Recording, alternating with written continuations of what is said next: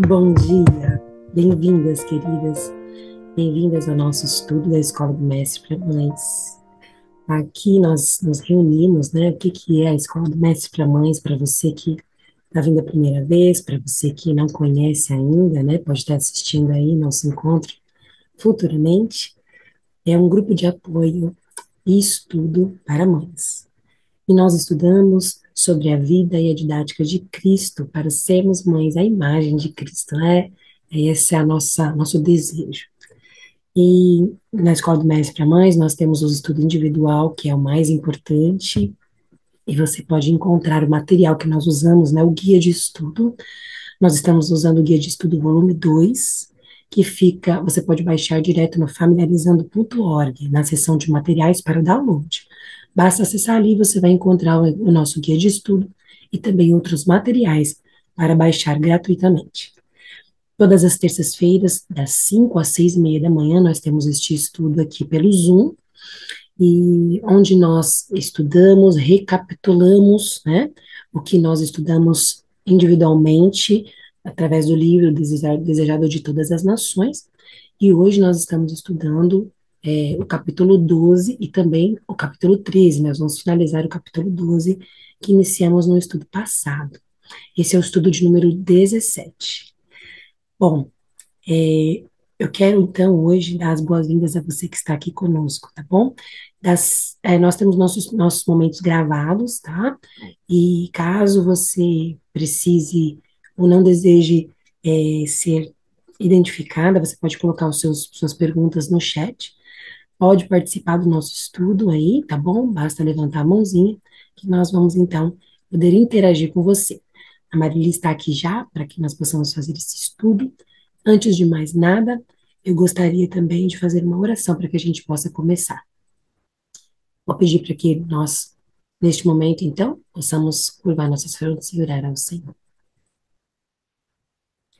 Senhor nosso Deus, bondoso Pai, louvado e exaltado seja o teu nome, Senhor. Queremos te agradecer por mais um dia que o Senhor nos concede, pela vida, Senhor, pela oportunidade de podermos estar aqui reunidas, entre amigas, entre irmãs, para estudar mais, Senhor, sobre o caráter de Cristo, para sermos a imagem e semelhança dele. Senhor, abençoe esse estudo, que o teu santo e bom Espírito conduza todas as coisas. Uma bênção especial sobre a Marili também, que irá conduzir o estudo. Nós queremos te agradecer por essa oportunidade, te pedir tudo em nome de Jesus. Amém. Mari, com você. Bom dia, tudo bem com vocês? Não é bom a gente começar o dia assim, né? Aos pés do mestre. E juntas, estudando juntas. Já temos aqui 16 mamães madrugadoras, sejam todas bem-vindas. Como é bom, né? A gente ter esse privilégio, essa oportunidade de compartilharmos o que a gente tem aprendido na palavra de Deus. A gente, como a Cris já falou, né? A gente está estudando sobre capítulo 12 do Desejado de Todas as Nações, que fala sobre as tentações de Jesus no deserto. Esse é um assunto tão importante, porque abrange tudo na nossa vida. Porque o objetivo do inimigo, o inimigo de Deus, o nosso inimigo, é nos tentar para cairmos, né? Nos levar a pecar. Então, é muito importante a gente entender bem esse assunto, porque assim como ele tentou a Jesus, ele também nos tenta hoje, em cada aspecto da nossa vida. E nós temos promessas, né, de que nós podemos vencer também como Cristo venceu. Então, é muito importante a gente entender como Cristo venceu, como foram essas tentações, para que nós também possamos ser vitoriosos com Jesus e como Jesus, né? Então, nós temos aqui o nosso guia de estudo, que nos ajuda aí a guiar, né, o nosso estudo. E nós já conversamos aqui sobre as perguntas 1 a 5 na semana passada. E hoje a gente vai continuar a partir da pergunta 6. A gente vai entrar, então, mais especificamente na primeira tentação. Primeiro, a gente fez ali uma uma introdução, a gente viu ali o panorama, né, daquela situação que Jesus estava vivendo ali no deserto. E hoje a gente vai começar a entender cada tentação que Jesus passou. Então, se você ainda não está aí com a sua Bíblia, com o seu guia de estudo, suas anotações, o seu livro, Desejado de Todas as Nações, corre lá para pegar, para participar com a gente. A gente não gosta de falar sozinhos, né, Cris? A gente gosta da participação de vocês, então fiquem à vontade aí para compartilhar o que vocês aprenderam também. Bom, então, a primeira tentação de Jesus, ou as tentações de Jesus, estão descritas, relatadas ali em Mateus 4 e em Lucas 4. Então, abra sua Bíblia lá em Mateus 4, a partir do verso 3. Então, como foi a primeira tentação de Jesus? O que nós podemos aprender com ela? Alguém poderia ler aí para a gente começar? Os versos 3 e 4, Mateus 4, versos 3 e 4.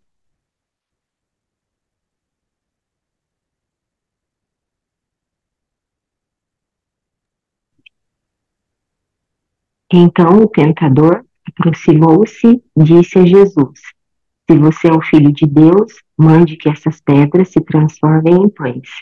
E Jesus, porém, respondeu: Está escrito: O ser humano não viverá só de pão, mas de toda palavra que procede da boca de Deus. Muito bem, obrigada, Juliana. Então, esta foi a primeira tentação de Jesus no deserto. Primeira tentação de Jesus no deserto, porque a gente sabe que Jesus foi tentado desde sempre, né? A gente viu isso na semana passada, que desde que Jesus veio ao mundo, sempre Satanás tentou vencer a Jesus com tentações. E ele reuniu, né, a hoste dele, ah, todos os anjos, mas ele, em especial, em pessoa ali no deserto, tentou também vencer Jesus, porque ele sabia que Jesus tinha vindo salvar os seres humanos, né, do domínio de Satanás. Então, aquele momento da história era crucial, né? Então, Satanás estava muito preocupado o tempo todo ali, né, de não deixar que Cristo cumprisse a missão que ele tinha vindo cumprir aqui na Terra. Então, a primeira tentação ali no deserto foi em que área? Na nossa vida, a gente tem ah, várias áreas na nossa vida, né? E as tentações de Jesus abrangem várias áreas diferentes. Então, em que área que foi a primeira tentação?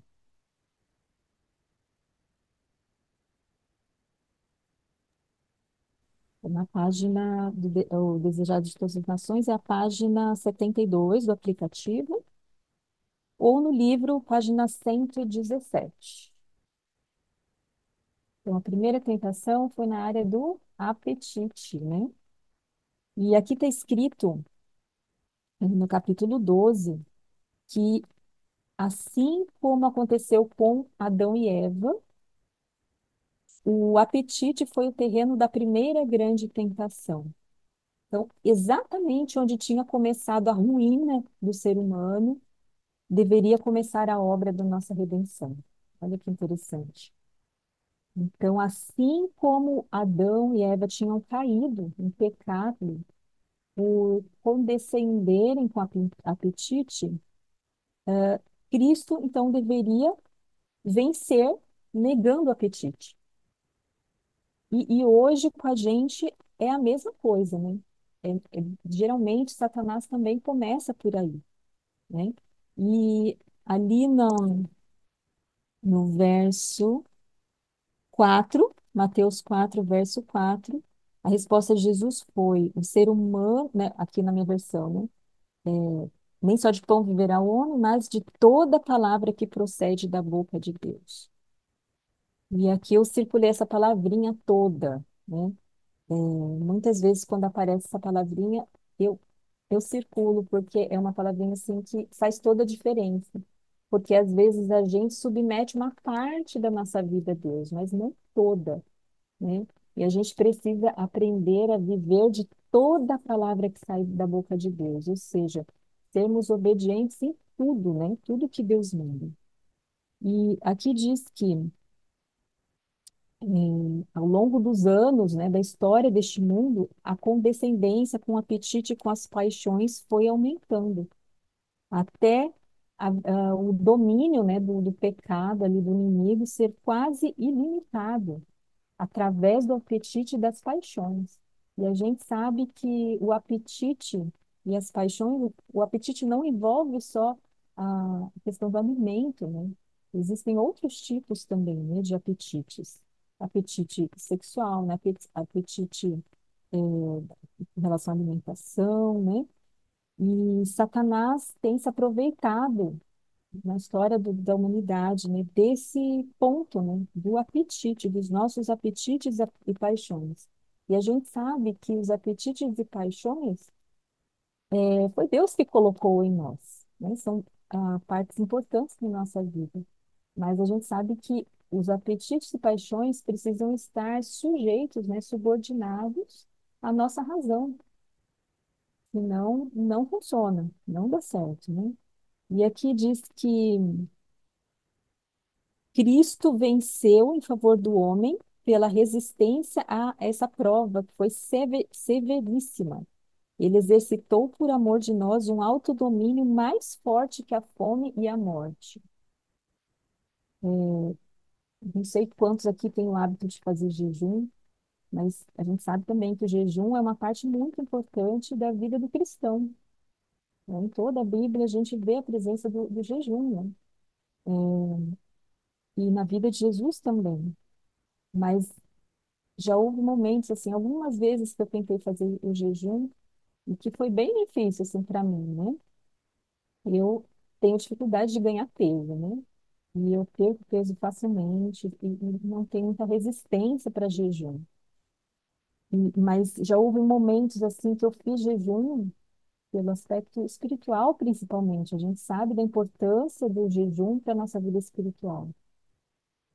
E estava difícil, né, fazer aquele jejum, e aí eu lembrei o que Jesus fez por mim. E ficou mais fácil, porque aqui diz que por amor de nós, ele teve um autodomínio mais forte que a fome e a morte. Então, houve momentos assim que eu achava que estava muito difícil e lembrei, mas Jesus fez todo aquele sacrifício por mim, porque ele era ser humano, ele veio como ser humano, né? Ele era Deus, é um mistério da piedade, não dá para entender como que ele era 100% Deus e 100% homem, né? Mas ele estava ali no deserto como homem, e ele passou o que um ser humano passaria numa situação de fome, né? E ele fez aquilo por mim. Então eu pensei, nossa, o que que é um dia de jejum, né? Ou mais, dois, três, em comparação com o que Cristo fez por mim. Isso me deu força para suportar, né? Por amor a Cristo, pelo que ele fez por mim, né? Se alguém quiser comentar enquanto eu estou falando aqui, pode levantar a mãozinha, tá bom? Que a gente dá a palavra aí. Então, Jesus estava numa situação ali, aqui diz que quando ele chegou ao deserto, ele estava rodeado da glória do Pai. Ele tinha acabado de ser batizado e ele estava ali em comunhão íntima com Deus, né? E estava se sentindo forte quando ele chegou ao deserto. Mas o Espírito Santo levou ao deserto para ter uma comunhão ali, né? Íntima com Deus, uma experiência ali de oração, de jejum, e para se fortalecer para a missão. E ali no deserto, aqui diz que a glória se afastou de Jesus e ele foi deixado a lutar com a tentação. E ele passou pelo que um ser humano passaria, né? Ele ficou ali fraco por causa do jejum, emagreceu, né? E aqui diz que o seu parecer, a sua aparência estava tão desfigurado mais do que o de qualquer outro, e a sua figura mais do que a dos outros filhos dos homens. E Satanás aproveitou aquele momento para atacar. E é assim que Satanás faz, né? Ele joga sujo, ele aproveita para atacar quando nós estamos mais vulneráveis, quando nós estamos nos sentindo mais fracos.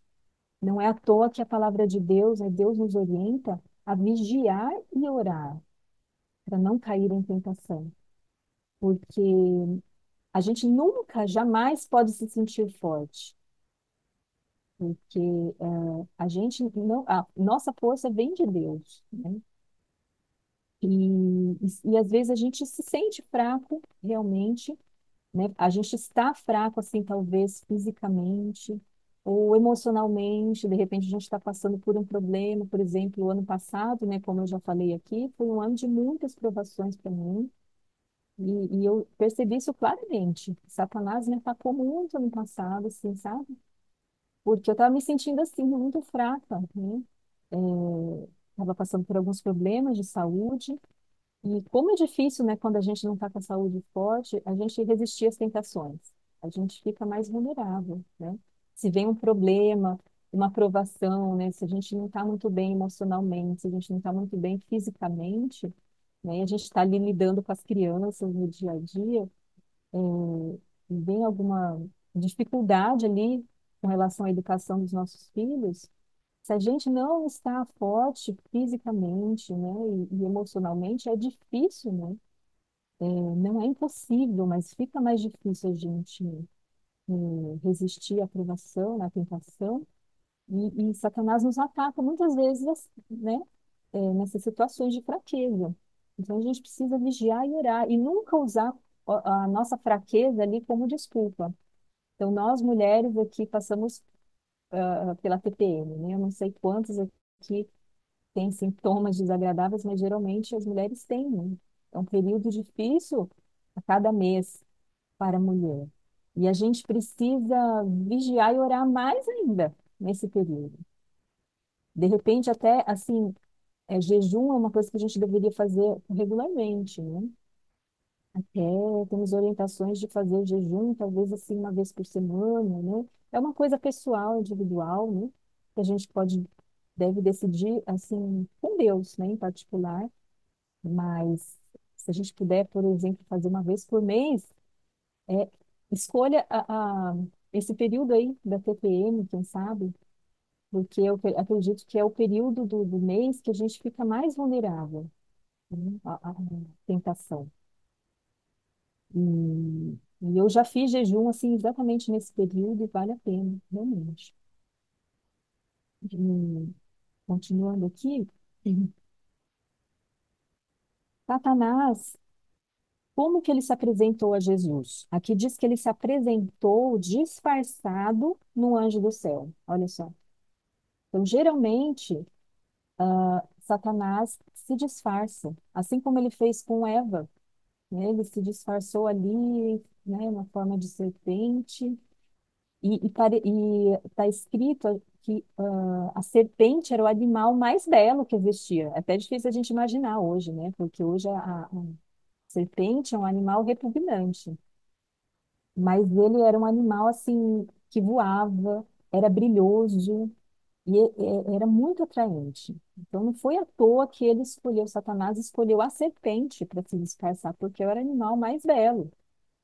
Então quando Eva viu, ela se sentiu atraída para ali, por causa da beleza, né? Então a tentação geralmente é assim, ela vem embalada, né, digamos num papel de presente, né, e para nos enganar. Se Satanás se apresentasse ou apresentasse a tentação, o pecado como ele realmente é, dificilmente a gente cairia, né? Depois que a gente já está ali envolvido com o pecado, aí, né, talvez Satanás nem precise disfarçar tanto, mas nas primeiras tentações ali, ele se disfarça. E a gente precisa do Espírito Santo para a gente identificar o perigo. Senão a gente não consegue, né? E não é à toa que a gente tem orientação ali em Apocalipse 3 para a nossa igreja hoje, do tempo do fim, que nós devemos usar o colírio, que é o discernimento do Espírito Santo, o discernimento espiritual, que só o Espírito Santo pode nos dar, para que a gente consiga enxergar. os ardis, né, do inimigo, a gente até publicou recentemente aí uma palestra do Leonardo Ribeiro, que ele fez ali no acampamento da Escola do Mestre, intitulado Não Ignore os Ardis do Inimigo. Então, a gente precisa entender como que o inimigo age, para a gente poder se prevenir, né? E é assim que ele age, ele se disfarça. E ele se disfarçou ali no anjo de luz, né? E ali ele se apresentou assim como se ele tivesse uma missão de Deus. E aqui diz que ele foi ali dizer para Cristo que Cristo não precisava continuar com aquele sacrifício, fazendo aquele jejum ali, mas que Deus tinha enviado Satanás, né? Estava dizendo ali para Cristo que Deus o tinha enviado como anjo de luz ali para ajudar Jesus, para impedir que ele continuasse, né, com aquele sacrifício, assim como o anjo tinha sido enviado para deter a mão de Abraão quando ele foi sacrificar o Isaque. Olha só. E, e aqui diz também que, embora ele parecesse com um anjo de luz, as primeiras palavras dele traíram o caráter dele, né? Revelaram quem ele era realmente. Porque como que começa a frase aí, né? Como que começou a primeira tentação? Ele diz: se você é filho de Deus, se tu és filho de Deus, né? Ou seja, ele estava sugerindo uma dúvida do que Deus tinha dito, né? Porque Jesus, ali no batismo, ele teve a certeza de que ele era o filho de Deus. Ele tinha ouvido do céu Deus dizer: Tu és meu filho amado, em quem me comprazo. E isso estava muito claro na mente de Jesus, porque Jesus, como a gente já falou, Jesus veio como ser humano, né? Então, ele precisava daquela certeza, né, do Pai, de que era aquela missão realmente. Então, a gente sabe que a gente estudou, né, sobre quando Jesus foi ao templo aos 12 anos de idade. Foi ali que ele entendeu que ele era o Messias, quem ele era. Então, até os 12 anos de idade, Jesus entendia que ele era simplesmente um ser humano, né? E não o filho de Deus.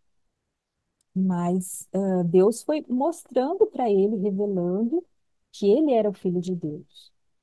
Então, Satanás estava ali colocando dúvida na mente de Jesus. Se tu és o filho de Deus, né?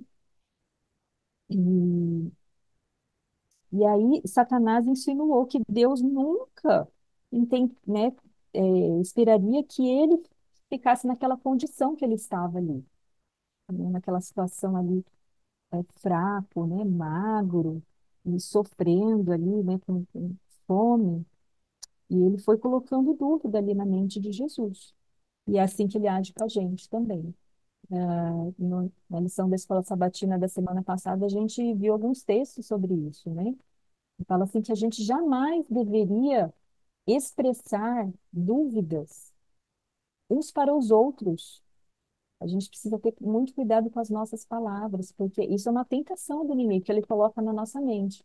Então, às vezes, no momento de provação, quando a vida, a gente passa por momentos assim difíceis da vida, o inimigo aproveita aquilo para colocar dúvidas na nossa mente. Será que Deus me ama? Será que eu devo continuar por esse caminho? Às vezes lá atrás Deus já confirmou, assim como ele confirmou para Jesus, né? Esse é o caminho, ande por aqui. E, e a gente e é importante a gente ter, por isso que é tão importante a gente estudar a palavra de Deus, a gente se apegar às promessas de Deus, porque vai vir momentos de dúvida, vai vir momentos assim de que Satanás vai tentar colocar dúvida. E aí o Espírito Santo vai fazer a gente lembrar daquela promessa, daquela situação que Deus falou com a gente, confirmando a vontade dele, né? E, e porque essa é a tática do inimigo, nos levar a duvidar. E se nesses momentos de dúvida, que a gente se sente fraco, desanimado, a gente fica expressando aquilo, aquele nosso desânimo, aquela nossa dúvida umas para as outras, né? Para as nossas amigas, para os nossos filhos, para os nossos parentes. A gente vai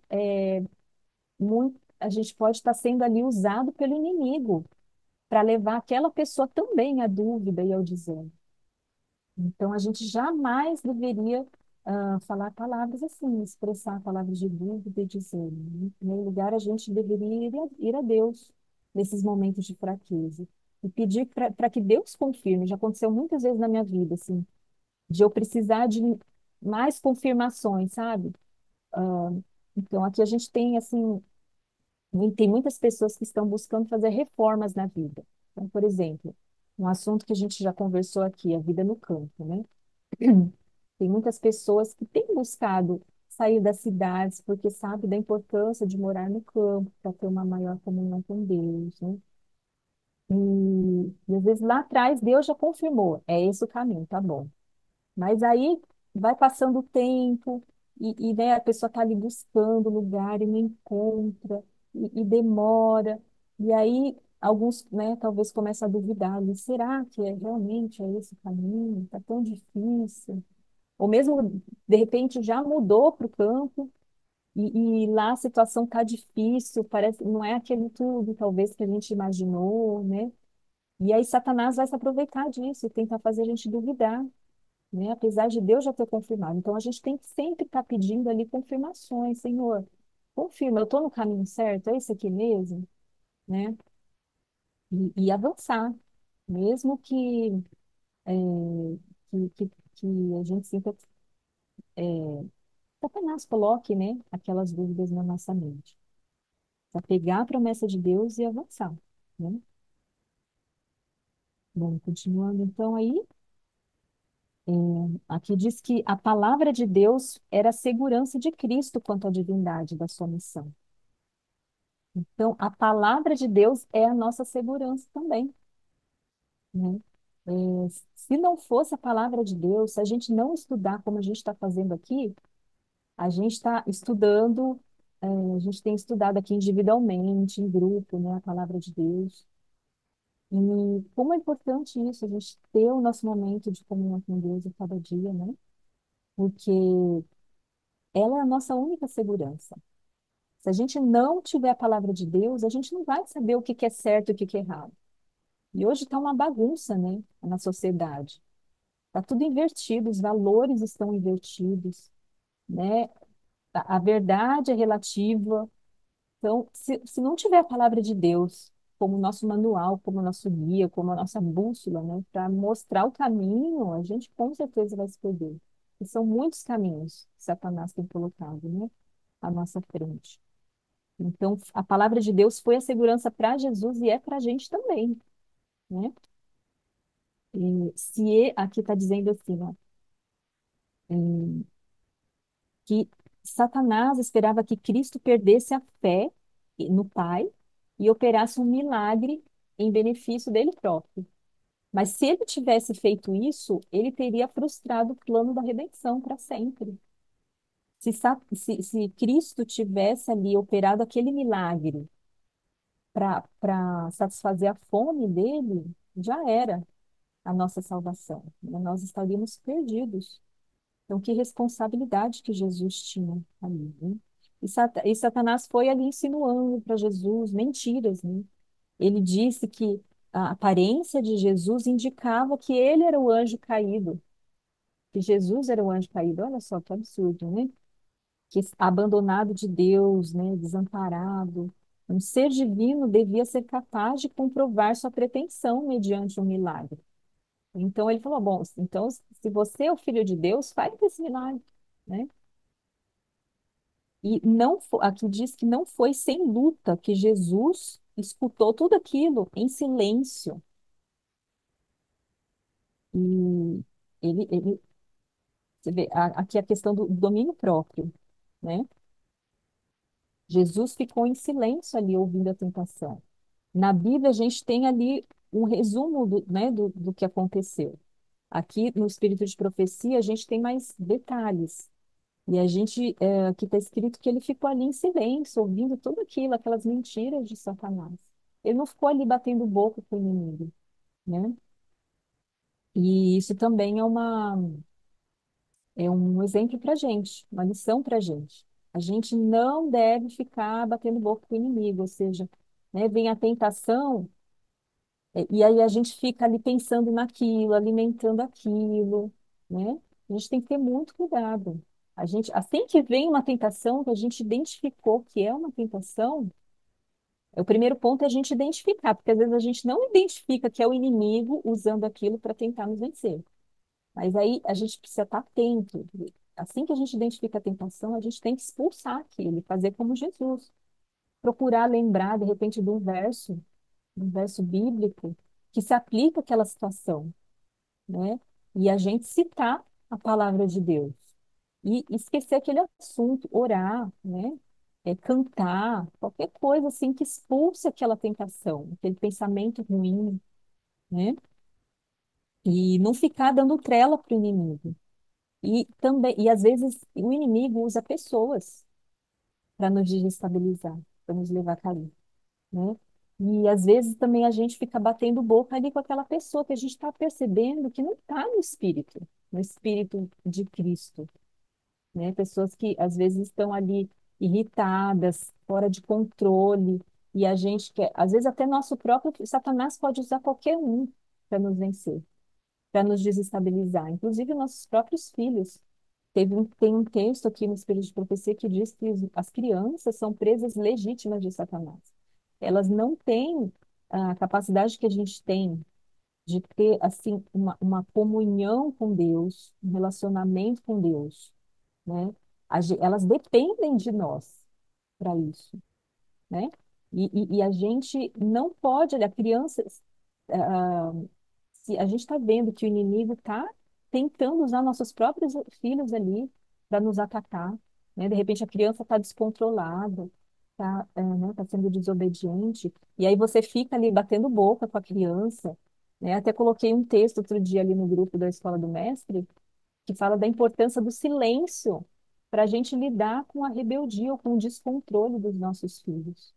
Em vez de falar, fica quieto, fica em silêncio, porque às vezes a criança está tão descontrolada ali, está gritando, está numa situação que não adianta você falar nada. Então deixa a criança se acalmar, vai para o quarto, ora, né? E aí depois a gente tenta lidar com a situação no espírito, né? Com a palavra de Deus, né? Com oração, como Jesus fez. E não ficar ali pela nossa própria força, né? Batendo de frente com a pessoa que o inimigo está tentando usar, né? A gente tem que ter sempre em mente os bastidores do grande conflito. Por que que meu filho está agindo assim? Por que que essa pessoa está me atacando, está me provocando, está me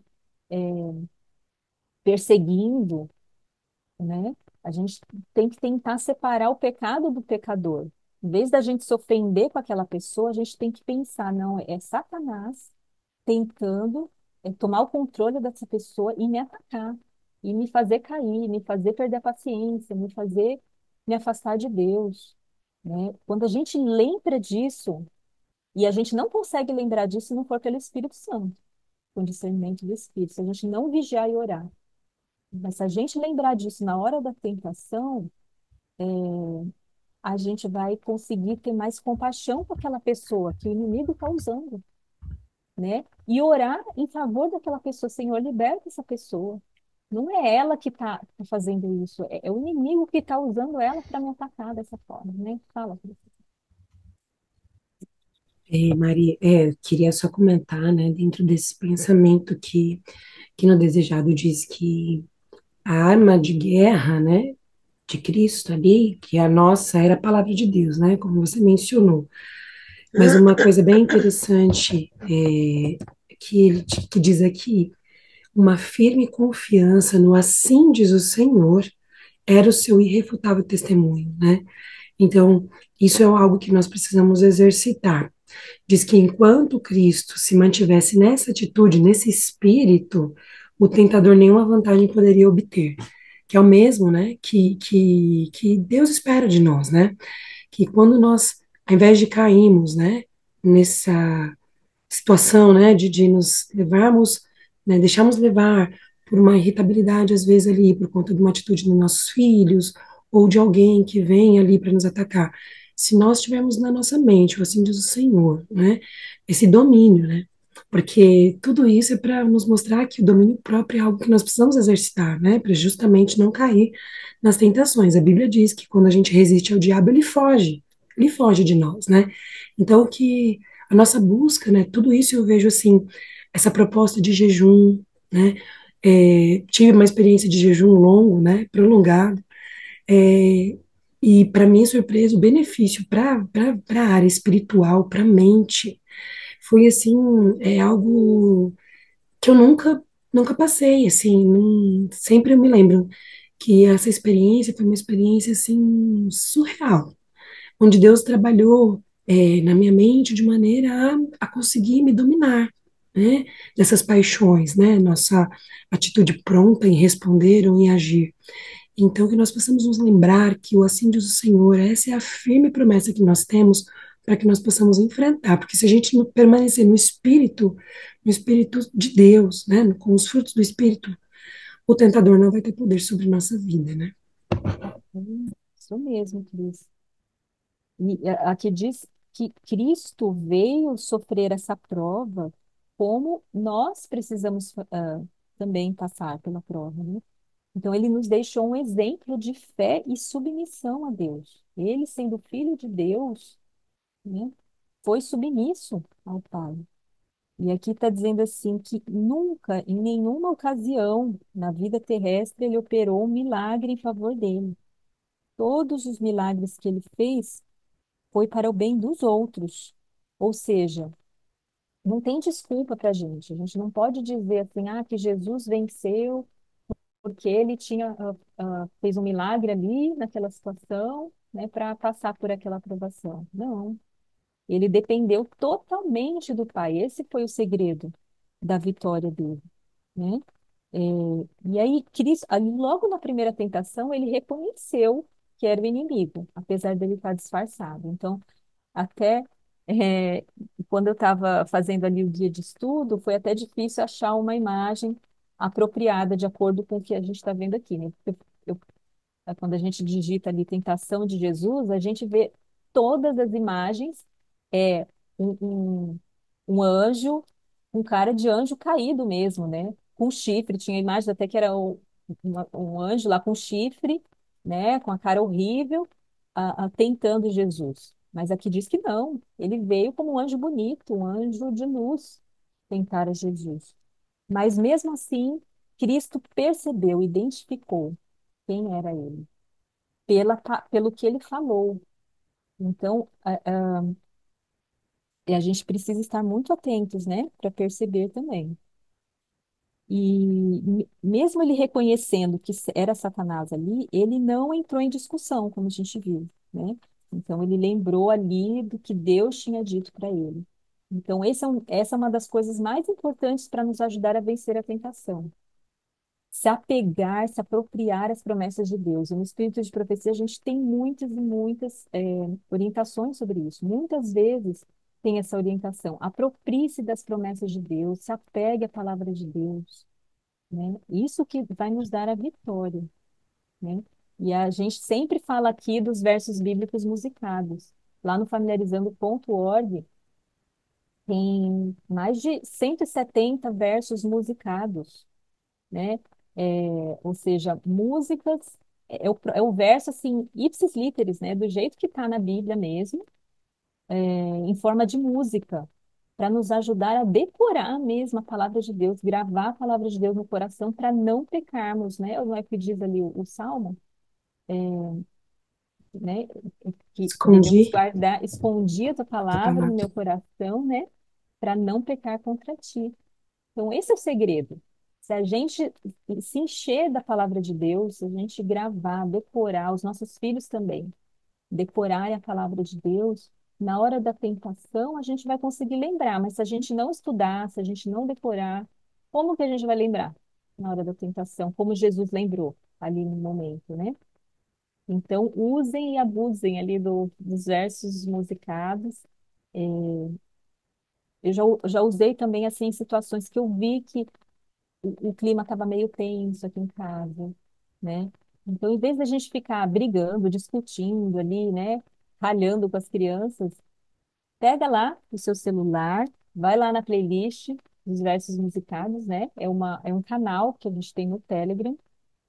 Se você for lá no familiarizando.org e clicar ali em versos musicados, você vai entrar nesse canal do Telegram e aí você clica ali e vai, tipo uma playlist, né? Você vai ouvindo os versos ali na sequência. Então, teve muitas vezes já que eu usei esse recurso, né? Eu coloquei ali simplesmente para tocar e aos poucos o clima foi melhorando, né? Porque a palavra de Deus expulsa o inimigo. Afugenta, os anjos do mal não ficam onde existe oração, onde existe louvor a Deus. Eles não suportam, né? Então, a gente precisa usar esse recurso da palavra de Deus e do canto também. A gente tem estudado muito sobre isso na lição da Escola Sabatina, né? A importância de nós cantarmos, de louvarmos sempre, estarmos sempre no espírito de louvor, de gratidão, cantando, né? Para afugentar os anjos do mal. É, então, aqui diz que em toda tentação a arma de guerra de Jesus era a palavra de Deus. E ele tinha, como a Cris falou, né, uma firme confiança no assim diz o Senhor. Então, aqui eu também eu circulei o que a Cris falou, né? Enquanto Cristo se mantivesse nessa atitude, o tentador nenhuma vantagem poderia obter. Gente, se está escrito nenhuma, é nenhuma, né? Se está escrito que tudo posso naquele que me fortalece, é tudo. Literalmente, a gente tem que aprender a acreditar. É o que diz aqui, viver de toda palavra que sai da boca de Deus. Crer, isso é fé. A gente vê, a gente consegue ver, às vezes as pessoas falam assim, ah, mas eu não vejo ninguém que não consegue, que consegue praticar isso aqui, né? Ah, vencer toda a tentação. Pois é, por isso que se chama fé. Mesmo que a gente não veja ninguém praticando isso, a gente tem que crer na palavra de Deus, não no que a gente vê. É a gente olhar, ler a palavra de Deus e crer. É verdade, Senhor. Se está dizendo que é possível, né? E clamar por isso, né? Para que Deus cumpra isso na nossa vida.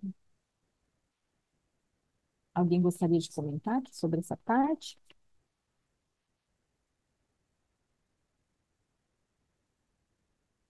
E que continuando diz, né, que o inimigo nos ataca nos nossos pontos mais fracos, nos nossos pontos fracos de caráter. E ele personaliza a tentação. E cada um de nós, então por isso que a gente não pode se comparar com ninguém, nunca, jamais se sentir melhor do que os outros. Porque todos têm pontos fracos. De repente, o meu ponto fraco não é o ponto fraco do outro e vice-versa, né? Mas todos temos pontos fracos. E alguns talvez não evidenciam muito isso, né? Talvez o ponto fraco, o defeito de caráter de alguma pessoa não está tão à mostra.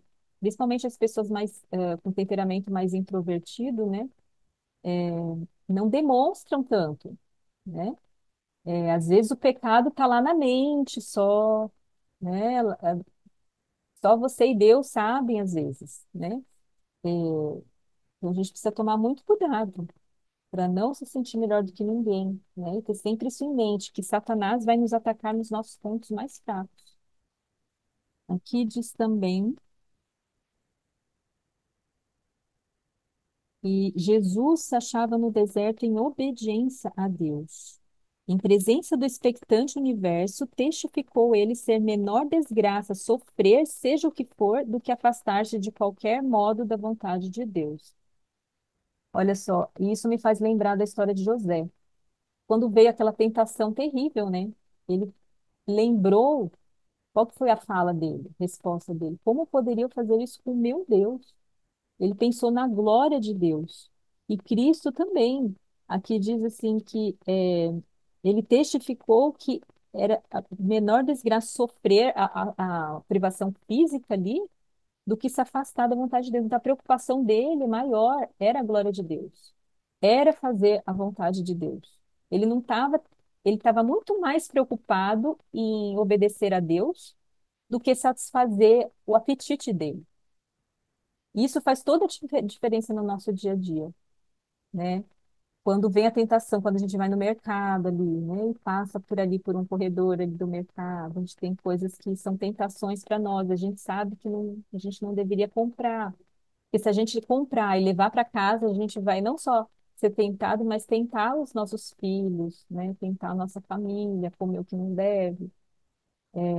Se a gente pensar, quando a gente está no mercado ou em qualquer situação, na glória de Deus, né? Quer comais, quer bebais, fazer tudo para a glória de Deus, ou façais qualquer outra coisa, fazer tudo para a glória de Deus. Se a gente tiver isso sempre em mente, vai ser mais fácil a gente resistir à tentação, né? A gente tem que tirar o nosso foco de nós, né? Na semana passada a gente falou aqui que o plano da redenção tem duas faces. A gente pensa só na nossa salvação, né? Mas mais importante ainda do que isso é a revelar o caráter de Deus. Então, Jesus não veio a esse mundo só nos salvar, ele veio aqui revelar o verdadeiro caráter de Deus, que tinha sido acusado injustamente por Satanás. Ele veio mostrar para o universo inteiro que Satanás é mentiroso, que Deus não é injusto. Então, em cada tentação que a gente passa, em cada situação da nossa vida, a gente tem a oportunidade de glorificar ou não a Deus, né? De revelar ou não o caráter verdadeiro, o caráter de Deus. E quando a gente aprender o poder que tem a palavra de Deus que criou o universo, pensa nisso. Muitas vezes eu fico tentando, né, imaginando isso. É difícil até pensar, né? Quando a gente pensa assim na criação, no tamanho, na grandiosidade do universo, em tudo que Deus fez. Quanto tempo ele levou para isso? Ele podia, na verdade, ter feito isso tudo num dia só, né? Mas ele fez, tudo tem um propósito, né? Por que que ele fez em 6 dias? Se a gente estudar a criação, a gente vai entender melhor. Mas ele falou e tudo se fez, né? Então, essa mesma palavra que criou o tudo do nada é a palavra que vai nos dar poder para vencer. Então, tem algum pecado, tem algum defeito de caráter que não é possível Cristo vencer em mim, porque isso é justiça pela fé. Eu tenho estudado esse assunto da justiça pela fé e tem feito toda a diferença na minha vida. Tem me ajudado a ter mais vitórias. Porque isso é justiça pela fé. É Cristo em mim, a esperança da glória. É Cristo fazendo as obras dele em mim. Então, se a gente pensar que é Cristo em mim que vai vencer, não sou eu que vou vencer, qual é o limite? Não tem limite, né? Tem um texto do Espírito de Profecia que diz que colaborando a nossa vontade com a vontade de Deus, ela se torna onipotente. Pensa nisso. É inimaginável, né? Ou seja, eu tenho o poder do universo à minha disposição. Não tem desculpa para o pecado, não tem desculpa. A gente se esconde muito atrás das desculpas, né? Das nossas desculpas. A gente não pode desculpar o pecado. Por quê? Porque se Cristo estiver em mim, Ele pode vencer aquela tentação em mim, através de mim. É pelo poder de Deus, não é pelo meu poder. Fala, Joyce. Ô, Mari, tem um texto em Romanos 6, acho que Romanos 6,14, se não me engano, né? Eu consegui abrir a Bíblia aqui, porque eu no lugar impróprio. Mas diz assim: o pecado não terá domínio sobre vós. Se você puder ler esse texto, acho que é Romanos 6,14, diz que o pecado não terá domínio sobre vós. Então, a palavra de Deus está nos dizendo que o pecado não vai ter domínio sobre nós. E lá em Isaías 55:10 é um texto que eu carrego no coração sempre que eu tenho uma batalha muito grande.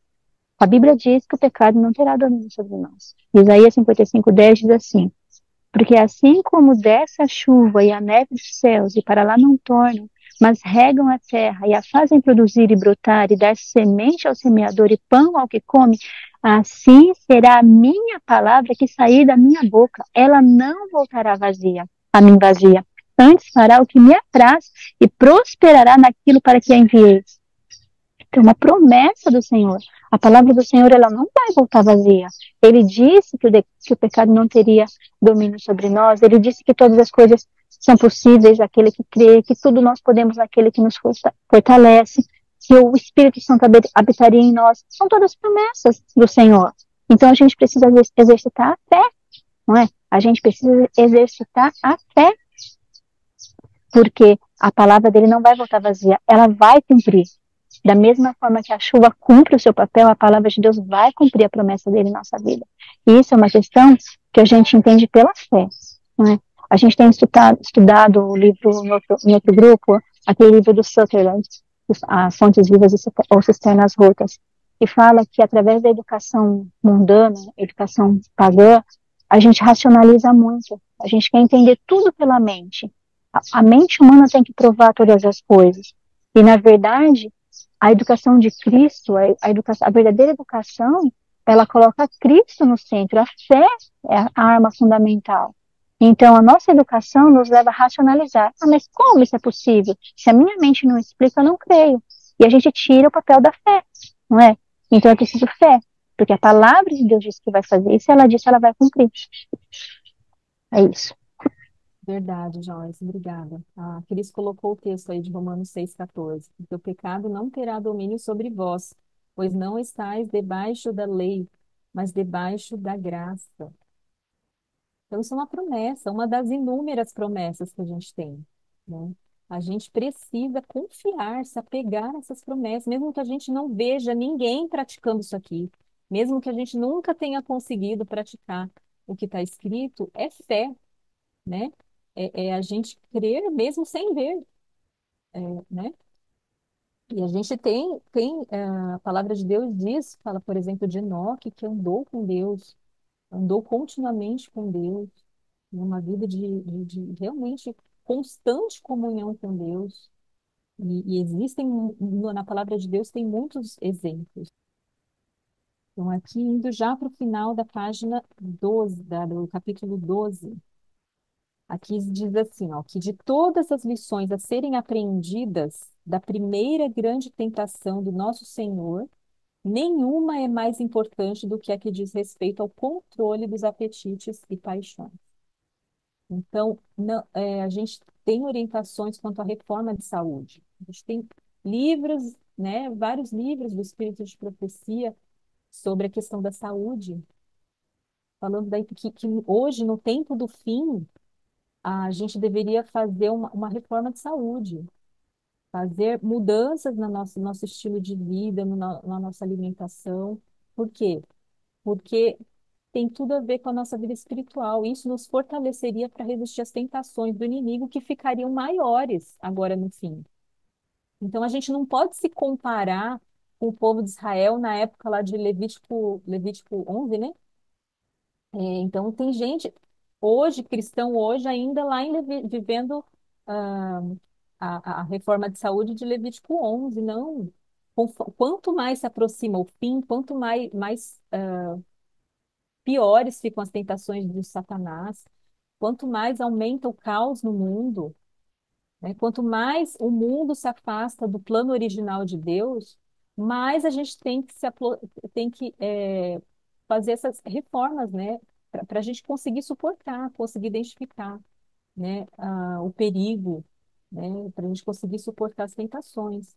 Então, a reforma de saúde é fundamental para que a gente consiga resistir às tentações, né? O controle dos apetites e paixões, para que a gente consiga ter autocontrole, né? Então, assim, não adianta eu comer o que eu quero e querer depois vencer, ser paciente com com minhas filhas, que não vai acontecer, né?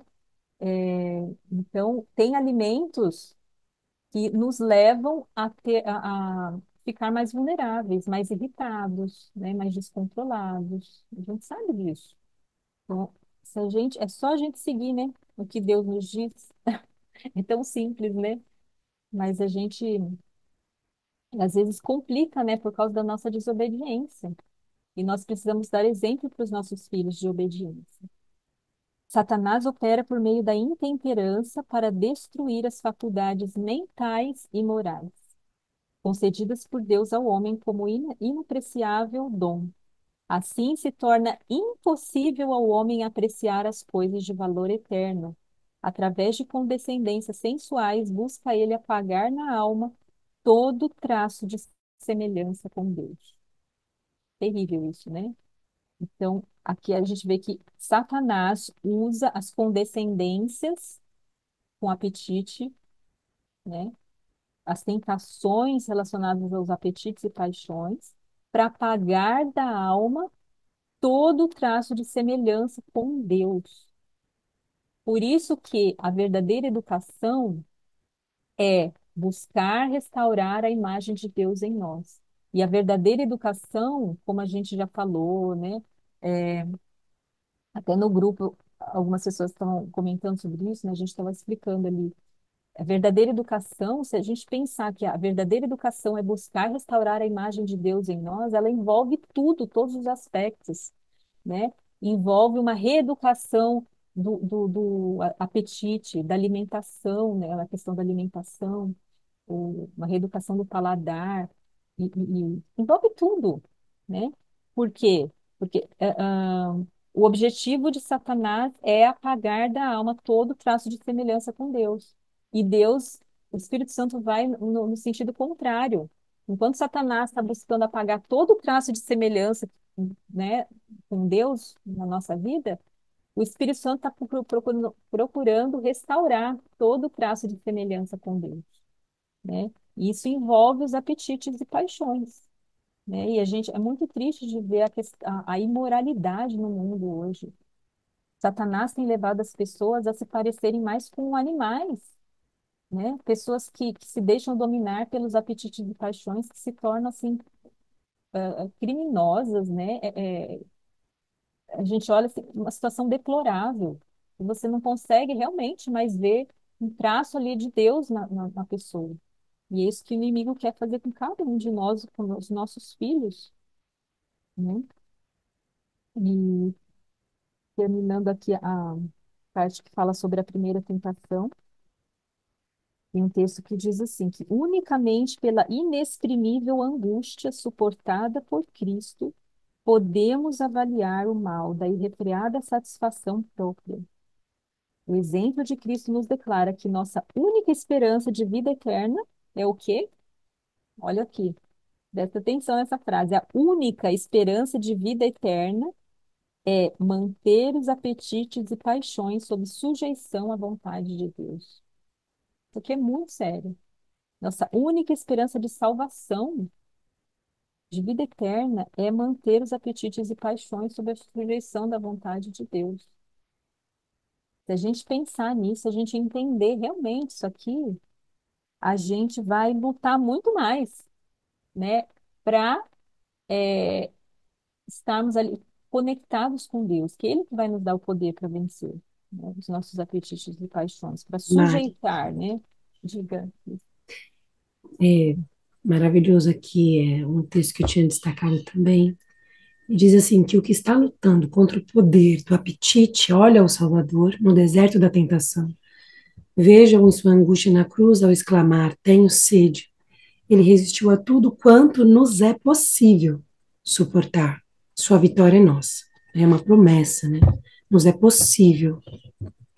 Amém, amém. A gente tem que falar mais isso, né, Cris? É possível, tudo posso naquele que me fortalece. Em vez da gente ficar falando, ai, não consigo, não consigo, não consigo, a gente tem que falar mais, consigo sim, pelo poder de Deus. Por mim, a gente não consegue mesmo. Nos apropriarmos dessa promessa, né? Porque a vitória de Cristo é nossa também, né? Ele tornou tudo possível para nós. Uhum, exatamente. E isso aqui é um conforto para mim, porque quem não luta contra, né, tentações, defeitos de caráter, apetites e paixões. Todos nós lutamos contra isso, né? E isso para mim assim é confortador e libertador. Cristo veio trazer liberdade para a gente. E ele não veio assim, Cristo veio nos libertar do pecado e não nos libertar no pecado. Não existe liberdade no pecado. A gente precisa entender isso de uma vez por todas. Não adianta. E Cristo não veio só para nos libertar. Cristo não promete liberdade só lá no fim, quando Jesus voltar. É hoje. Cristo veio, ele pode nos libertar hoje dos nossos apetites e paixões, né, dos nossos descontrolados, né, nos libertar dos nossos pecados, dos nossos defeitos de caráter herdados ou cultivados, não importa. Cristo oferece liberdade, sim, né? Em Cristo Jesus, tudo por Cristo, em Cristo, nada por nós mesmos, né?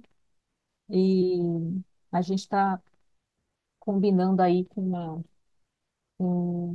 uma pessoa aí da área de saúde para vir aqui falar um pouquinho sobre essa questão do detox, né, do jejum, da alimentação mais saudável, né?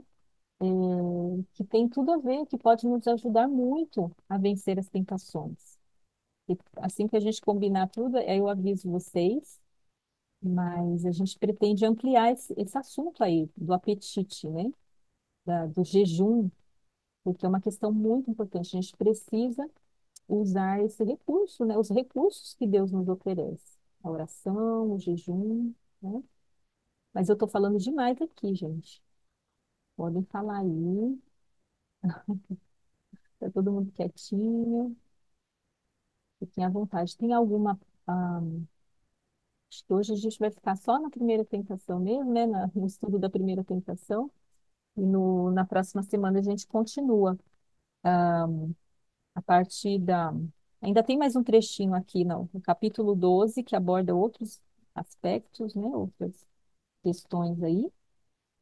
E o capítulo 13 também fala das tentações, né? Então, a segunda e a terceira tentação. Então, estudem aí, participem com a gente.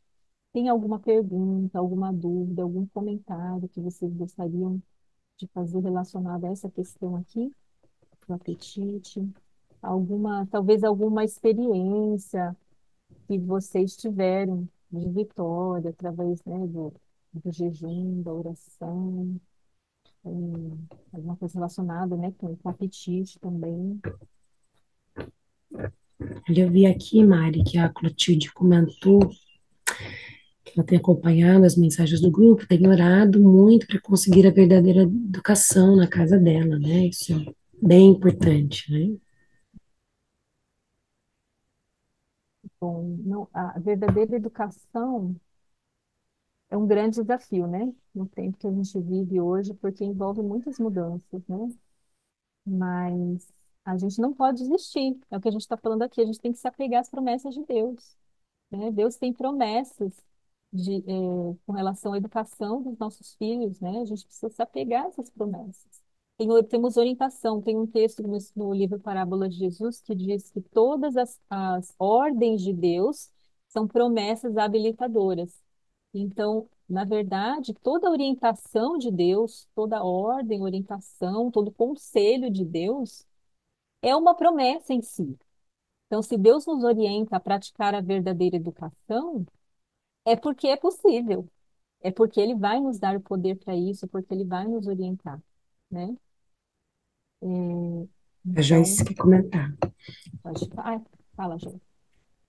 Eu queria dizer, aqui no finalzinho está descrito também, né, no 77.4 do livro, né, que Jesus ele não consentia com o pecado, nem por um pensamento cedia à tentação. O mesmo se pode dar conosco. A humanidade de Cristo está unida à divindade. Estava habilitado para o conflito mediante a presença interior do Espírito Santo e veio para nos tornar participantes da natureza divina. Lá em 2 Pedro diz isso, né? Nós somos coparticipantes da natureza divina. Enquanto a ele estivermos ligados pela fé, o pecado não mais terá domínio sobre vós. Olha que promessa isso, né? Enquanto estivermos ligados pela fé, Deus nos toma a mão da fé e a leva a apoderar-se firmemente da divindade de Cristo, a fim de atingirmos a perfeição de caráter. Não são palavras nossas, são palavras inspiradas. Isso é possível àqueles que têm fé, aqueles que se unem a Cristo, que estão ligados a Cristo, que querem ser participantes, que clamam por isso e permitem que o Espírito Santo habite nele. Isso é algo assim sobrenatural. Não é coisa que a gente pode explicar cientificamente, biologicamente como acontece. Não é. Como Saulo deixou de ser Saulo, se tornou Paulo? Como acontece? os irmãos Boanerges deixar de ser quem foram, João e Tiago, e se tornaram, João especialmente se tornar o discípulo do amor. Como isso acontece? Não é? Isso é uma coisa sobrenatural, é o poder de Cristo, o poder de Deus operando para a salvação daquele que crê. É incrível isso, a gente meditar. E realmente são textos que a gente às vezes tinha que tirar daqui do papel, colocar num lugar que a gente conseguisse ler mais vezes, porque para a gente se apropriar dessas promessas, como a Cris disse, né, para que seja possível na nossa vida. É uma coisa tangível que a gente consegue mensurar, que a gente consegue ver como vai acontecer? Não, não é. Não é uma coisa que a gente consegue ver como vai acontecer, né? E nem pode bater no peito, já venci todos os pecados, mas estou mais santo hoje. Não. É uma coisa que a gente se apropria e a gente avança pela fé, confiando que aquele que começou a boa obra em nós é fiel para completar. Né? Essa é a nossa esperança, esse é o nosso alvo, o nosso objetivo, estar em santidade, estar unido a Cristo e atingirmos a perfeição que Ele prometeu. Não que nós só almejamos, mas que Ele prometeu que estaria disponível para nós. Exatamente, Joyce. Eu ia deixar para comentar esse texto aqui na próxima semana, porque tem a ver com a pergunta 9, mas ótimo você falar, porque aí na semana que vem a gente reforça mais isso aqui. Quanto mais a gente falar isso aqui, melhor. Para deixar bem fixo na nossa mente, né? E esse texto, quando eu li pela primeira vez, eu achei assim, impressionante o que diz que nem por um pensamento Jesus cedia à tentação. E o mesmo se pode dar conosco. Gente, isso aqui assim, é incrível, né? Como assim? Aqui está dizendo que eu posso também ter essa experiência de não ceder à tentação nem por um pensamento, de não pecar nem por um pensamento, né? No tempo que a gente vive hoje, é difícil a gente falar até sobre esse assunto, né? Tem muitas pessoas que pensam diferente disso aqui. Mas está escrito, gente, tá? Não são palavras nossas. A Joyce leu aqui, né? E assim como a humanidade de Cristo estava unida à divindade, a nossa humanidade também precisa estar unida à divindade. Aqui diz que foi mediante a presença interior do Espírito Santo que ele esteve habilitado para o conflito. Então, por isso que a gente tem falado aqui outras vezes, né, que a gente só precisa de uma coisa. É aquilo que Jesus disse para Maria, né? Você só precisa de uma coisa. E nós, mulheres, nós mães, somos muito ansiosas, a gente se preocupa, a gente é muito Marta, né? A gente se preocupa com muitas coisas, e aí termina se perdendo o foco. Não, a gente só precisa de uma coisa. A gente só precisa do Espírito Santo na nossa vida. Só precisamos estar conectados ali com Deus, permanecermos no Espírito, recebermos o Espírito e permanecermos no Espírito. Porque se a gente aqui diz, e se o Espírito Santo estiver em nós, nós vamos conseguir isso aqui, pelo poder de Deus, através do Espírito Santo, né? Ter essa vitória aqui. É assim, através do Espírito Santo em nós, através do Espírito de Cristo em nós, que nós podemos nos tornar participantes da natureza divina.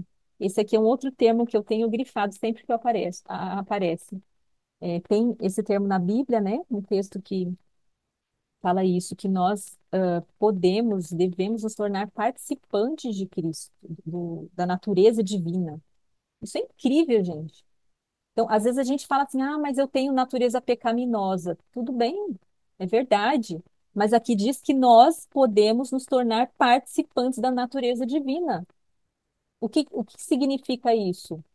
É a nossa humanidade pecaminosa, nossa natureza pecaminosa, unida à divindade de Deus, né? Unida a Cristo. Então, é essa combinação, essa cooperação do humano com o divino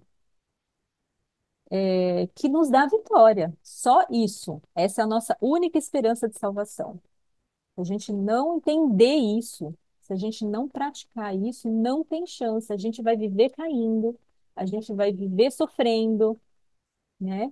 E a gente não vai ter essa experiência que Cristo teve, de íntima e constante, contínua comunhão com o Pai, né? A experiência que Enoque teve de andar com Deus. Andar com Deus é isso. E tem vários textos, assim, se vocês puderem fazer um estudo sobre a vida de Enoque, tem até um livro, né, que é uma compilação um, dos escritos de Ellen White, que fala sobre a vida de Enoque. Vários textos do Espírito de Profecia que mostram como que ele andava com Deus. E lá fala que era através de constante comunhão com Deus, através da oração, através oração em pensamento. Nem por um pensamento Enoque cedia à tentação, porque ele estava conectado com Deus em oração. Ele vigiava e orava, orava sem cessar. E essa precisa ser a nossa experiência também e dos nossos filhos, né? Como que a gente a gente precisa ensinar isso para os nossos filhos mais do que qualquer coisa. A gente estudou lá, quando a gente estudou no capítulo 8, se não me engano, sobre a infância e a juventude de Jesus, a gente viu que, deixa eu ver aqui, no capítulo 7, ali diz que Jesus não estudou nas escolas, na escola da igreja daquela época. Eram as escolas, dos rabis daquela época. Por quê? Porque eles não davam a verdadeira educação nessas escolas. E eram escolas da igreja. E lá fala assim que eles entupiam a mente dos alunos com coisa inútil. É exatamente isso que está escrito lá, você pode ler. E não sobrava, eles não tinham tempo para ter uma comunhão íntima com Deus, desenvolver um relacionamento pessoal com Deus.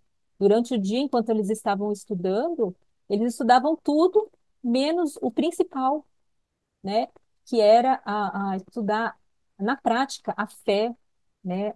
A aprender a ter uma comunhão íntima com Deus.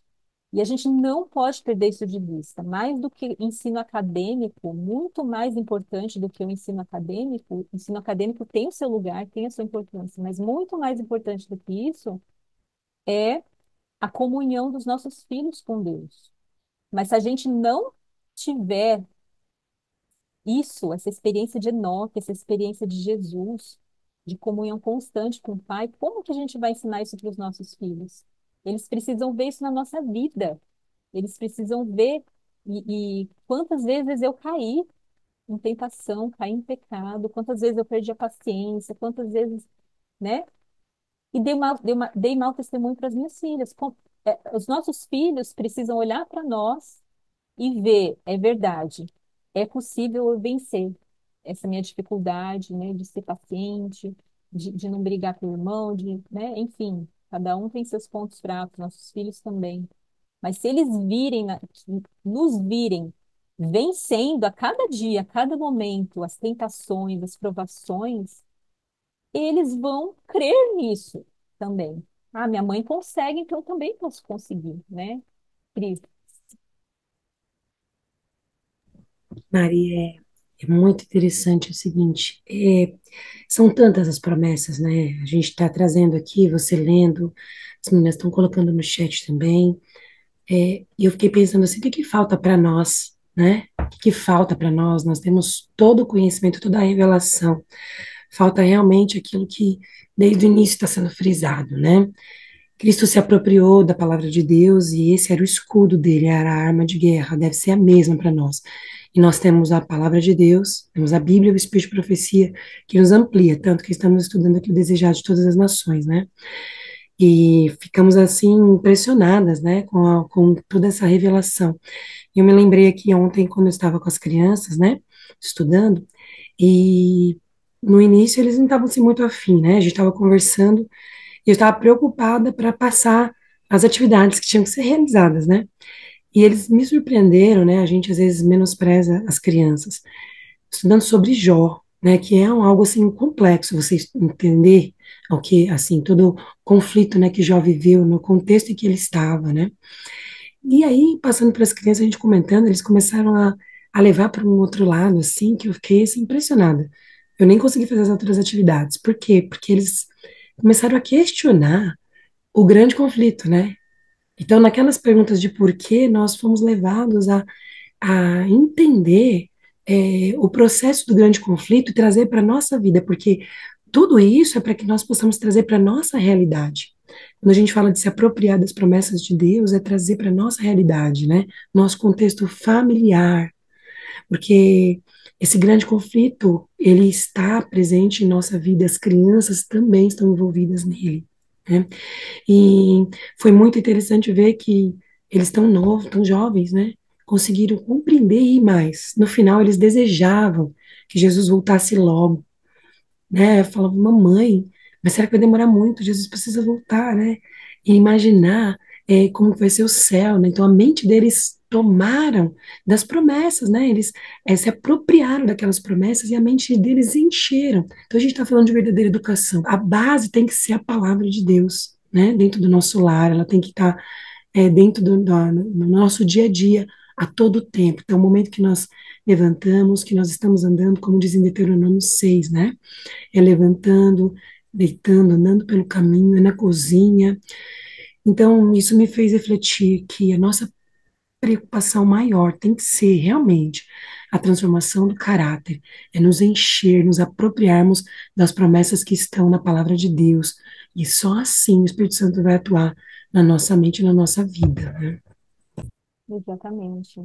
Desculpa, eu não estava vendo aqui os comentários, mas eu queria ler aqui, para quem vai só assistir o vídeo depois, queria ler alguns comentários. Tem um comentário aqui, a pessoa diz que é a primeira vez que ela participa aqui, faz todo sentido. Podemos nos perder em tantos conteúdos racionais, esquecendo de estudar o verdadeiro ensinamento. Exatamente. A Maria falou, né, que antes do pecado as faculdades superiores da mente governavam. Depois que Eva caiu, isso inverte. As faculdades inferiores dominam as superiores. Exatamente.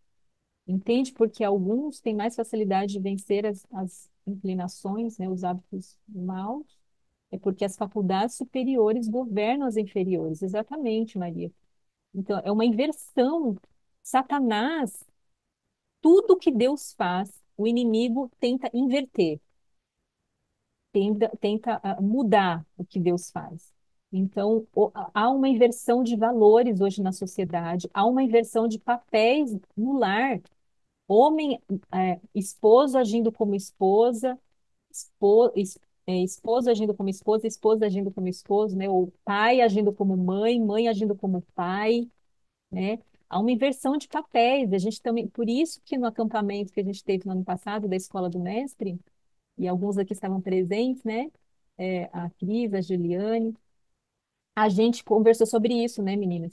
Sobre a inversão de papéis. Também a gente publicou também, olha lá no nosso canal do YouTube, canal do Ministério Familiarizando, tem uma palestra do Leonardo Ribeiro também, falando dessa inversão de papéis que houve no lar, né? O que que a gente precisa fazer? É desinverter, né? Nem sei se tem essa palavra, mas mudar isso, né? É como a Maria falou. Então, se Satanás inverteu, hoje as faculdades inferiores se sobressaem às superiores, ou seja, os apetites e paixões controlam a razão, qual que tem que ser o processo, né? No plano da redenção, é mudar isso aí, é que a razão volte a dominar, volte a se sobrepor, né? Então, gente, isso é fascinante quando a gente começa a entender tudo que abrange o plano da redenção, né? Tudo que Deus tem procurado fazer na nossa vida. É, Nosso tempo está no finalzinho. Deixa eu ver se tem mais algum. Aqui eles colocou um texto aqui sobre ser participantes da natureza divina. Sendo participantes da natureza divina, podemos permanecer puros e santos e incontaminados. Olha isso, gente. Isso é uma promessa. É um escrito inspirado. Isso aqui. Não são palavras, de meros seres humanos. São palavras de uma porta-voz de Deus, de uma profetisa. E a gente não pode ter vergonha de dizer, né, isso, falar com todas as letras, né?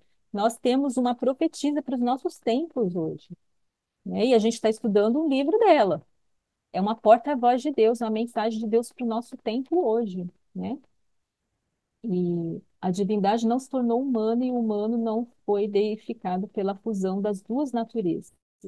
Cristo não possuía a mesma deslealdade pecaminosa, corrupta e decaída que nós possuímos, pois então ele não poderia ser um sacrifício perfeito. Então ele ele podia ter caído em tentação, ele podia, assim, no sentido de possibilidade, né? Mas não ele não deveria, né? Cair, senão ele não poderia ser um sacrifício perfeito. Quando permitimos que o Espírito Santo molde nossa vida, as faculdades superiores da mente são elevadas. Só ele pode nos dar o controle sobre nossas paixões e nossos apetites. Aí sim a nossa vida será transformada, exatamente. O segredo é ter o Espírito Santo, é ele que vai fazer essa obra, né? De colocar cada coisa no seu lugar, de voltar, de nos levar de volta ao plano original de Deus. A nossa pergunta deve ser sempre: o que minha paixão está me dizendo? O que meu apetite tem me mandado fazer? Consciência, juízo. Racionalmente devemos priorizar a consciência e o juízo. Exatamente. A gente aprender a seguir a consciência, né? A razão.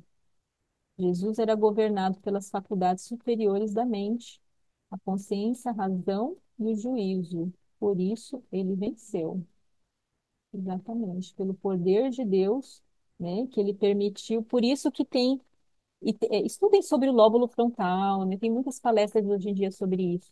Como quantas coisas assim no entretenimento, na alimentação, podem afetar o nosso lóbulo frontal, né? Que é a sede da razão, né? As telas, como isso pode prejudicar nossa razão, o lóbulo frontal. Então, todas as tentações que existem hoje são nesse sentido, buscando nos levar a essa inversão, né? Nos levar a sujeitar nossos apetites e sujeitar a nossa razão aos apetites e paixões, né? Bom, esse assunto aqui é bem amplo, né? A gente teria muito para conversar sobre isso, mas nosso tempo acabou. A gente Mari, vai terminar aqui. só tem uma Tá? pergunta aqui perguntando sobre se vai ter acampamento na escola do mestre esse ano. A gente tem recebido muito essa pergunta, mas a gente não tem previsão de um próximo acampamento. Mas, felizmente, temos tido várias opções aí, né? Algumas pessoas perguntaram sobre acampamento de carnaval. Então, tem algumas opções aí, que a gente já, inclusive, já compartilhou lá no grupo. A Joyce falou, eu acho que devia ter. Ai, seria uma bênção, né? Mas realmente a gente, por enquanto, não tem previsão. Tá bom? Então é isso, meninas. Espero que, assim, um dos assuntos que eu mais tenho vontade, assim, que fique claro na nossa mente é esse assunto aqui. Então, porque existem muitas vozes hoje em dia, né, dizendo o contrário do que a gente estudou aqui hoje. Mas se apeguem às Escrituras, como Jesus fez. Se nós nos apegarmos às Escrituras, a gente vai ser vencedor, né? Estejam atentos, não aceitem tudo que dizem por aí. O que diz lá em Isaías 8:20? Vão à lei e ao testemunho, confiram se o que dizem por aí, não importa quem diz, não importa o título da pessoa que está dizendo, né? Confiram no que está escrito, né? Sejam bereanos, para não serem enganados, porque há muitas e muitas vozes hoje em dia dizendo o contrário disso que a gente estudou aqui hoje. Então não se deixem enganar. Vamos orar? Senhor nosso Deus, nosso Pai querido, como o Senhor é bom. Quantas promessas maravilhosas temos na tua palavra. Nos perdoa, Senhor, pela falta de fé.